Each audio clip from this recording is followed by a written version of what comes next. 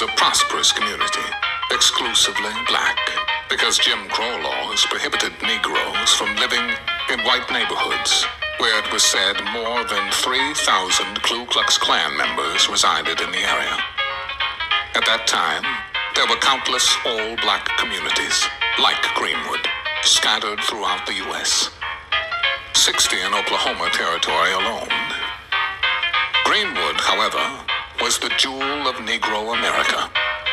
Though white Tulsans called it Little Africa, Booker T. Washington gave it the name we know it as today, Black Wall Street. And it was the wealthiest black community in America, where black men and women came to pursue the American dream. It boasted black-owned banks, pharmacies, grocery stores, movie theaters, restaurants, churches, newspaper publishing, law offices, a bus company, its own school district, where the average student wore a uniform with a suit and tie, a business college, a hospital with an entire black staff, and an internationally acclaimed surgeon. Black millionaires, which Greenwood was known to have had more millionaires residing there than the entire United States combined. And of the only 2 airports in the state of Oklahoma, one of them was for the half-dozen private airplanes owned by its black oil tycoons.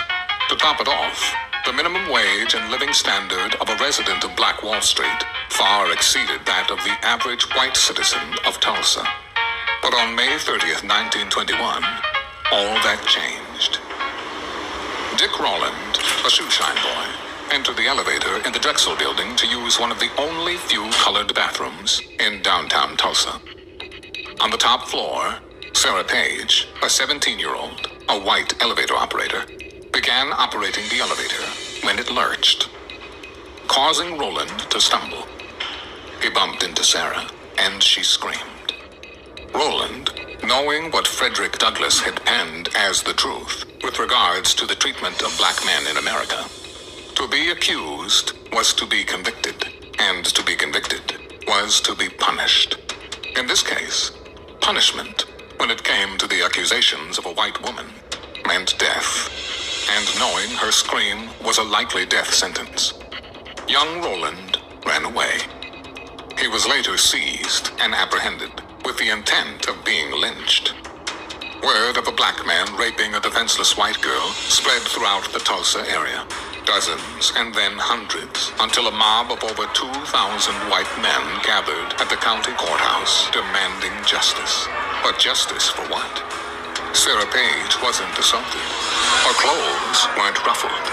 And though her story wavered during questioning, she ultimately affirmed she was not harmed. Moreover, she refused to sign a statement saying that she had been raped. But don't let the facts get in the way of a false accusation of a black man who needed to be put in his place at the end of a rope. The Tulsa Tribune reported, "A Negro assaults a white girl. And later, To lynch Negro tonight." with no basis in fact for the allegations of rape, the mob persisted in their demand for justice of a white girl who emphatically stated that no injustice had been done. Walter White of the New York Evening Post wrote, Chief of Police John A. Gustafson, Sheriff McCullough, Mayor T.D. Evans, and a number of reputable citizens, among them prominent oil operator, all declared the girl had not been molested, that no attempt at criminal assault had been made.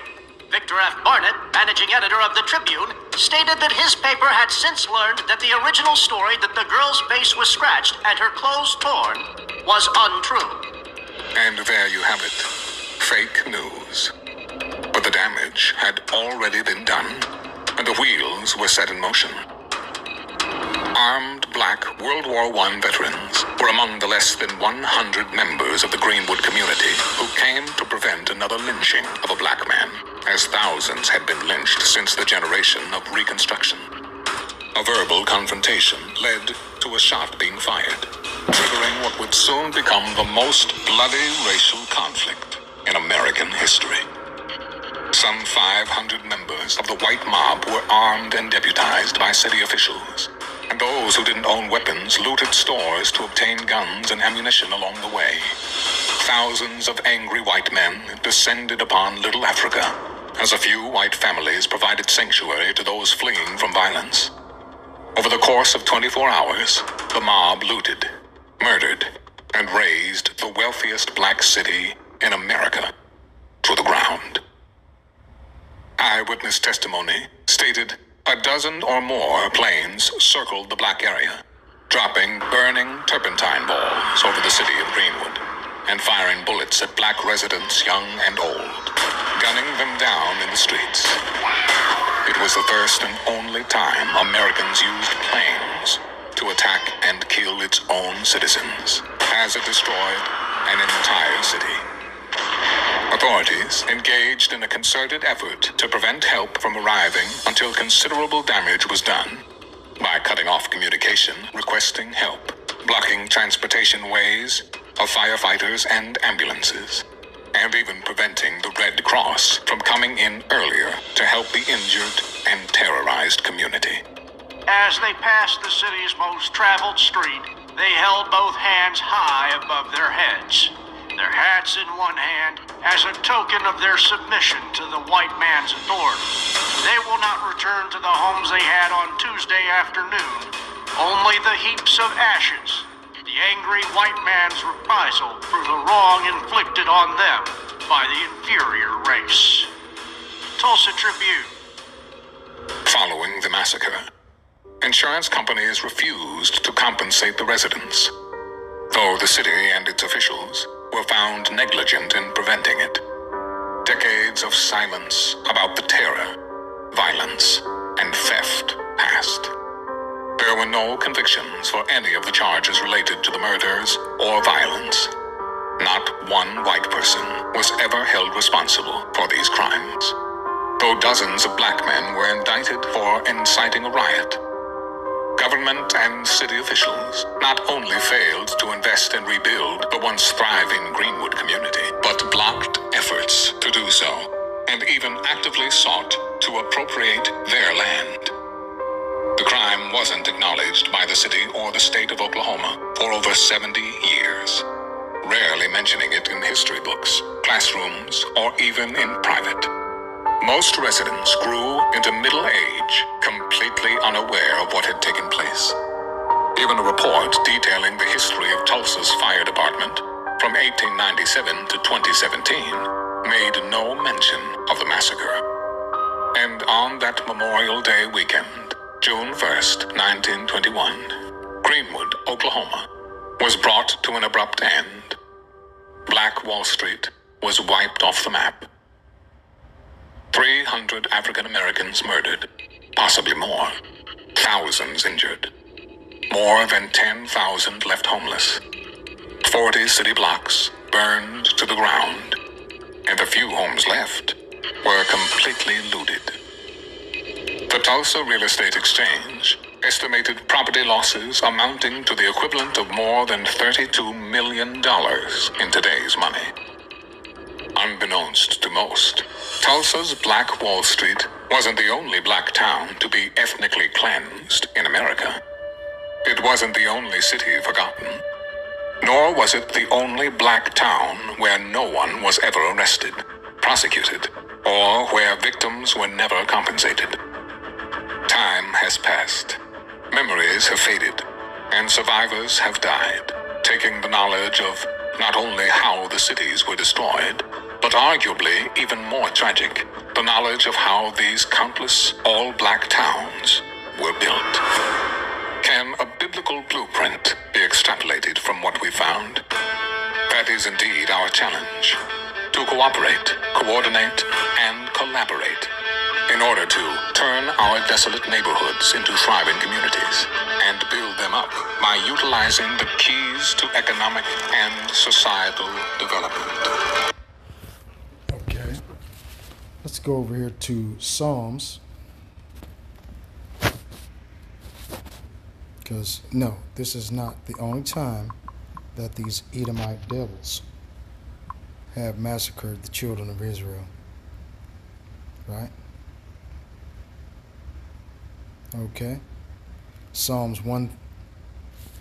Wow. See that? Wow. Psalms 137 and 7. Remember, O Lord, the children of Edom. Right? The children of Edom. In the day of Jerusalem. Jerusalem is a people before it's a place, right? Who said, raise it, even to the foundation thereof. Now you just heard the storyteller Morgan Freeman say that they razed Tulsa, Oklahoma, Greenwood, Oklahoma to the ground, even to the foundations thereof, right? See? So that not only did they do this to the children of Israel, but they did this to the children of Israel here in North America, the land of the north, right? That's what these devils do. O daughter of Babylon, America, Babylon the Great, who art to be destroyed, happy shall he be that rewardeth thee as thou hast served us. Happy shall he be that taketh and dasheth thy little ones against the stones. Right? As a matter of fact, let me get that one. And of the north. Salaki, everybody, I'm at work. Right?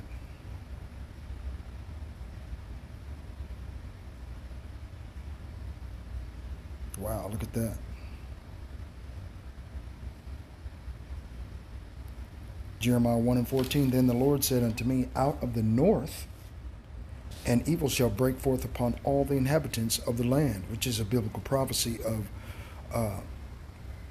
the Russians and the, what do you call it, the Moabites, the Ammonites, all of the individuals from the BRICS nations, right, that are going to attack the land of the north, right? In those days, the house of Judah shall walk with the house of Israel, and they shall come together out of the land of the north to the land that I have given them for an inheritance unto your fathers.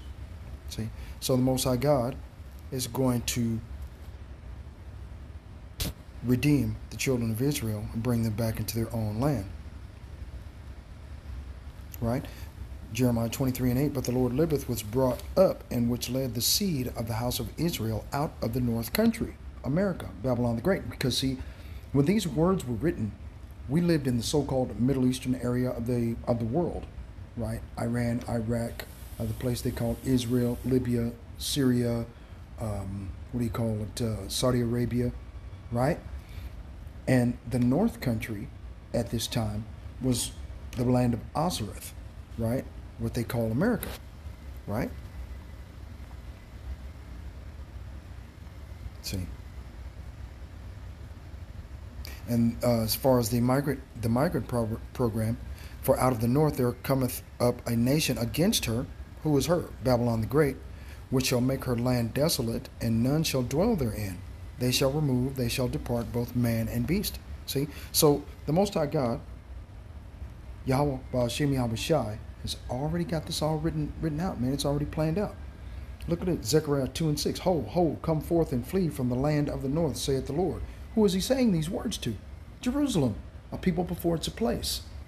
That delicate and comely woman, right? The Israelites, to whom pertaineth the adoption and the glory and the covenants and the giving of the law and the services of Yahweh and the promises, right? Found in Romans 9 and 4, right?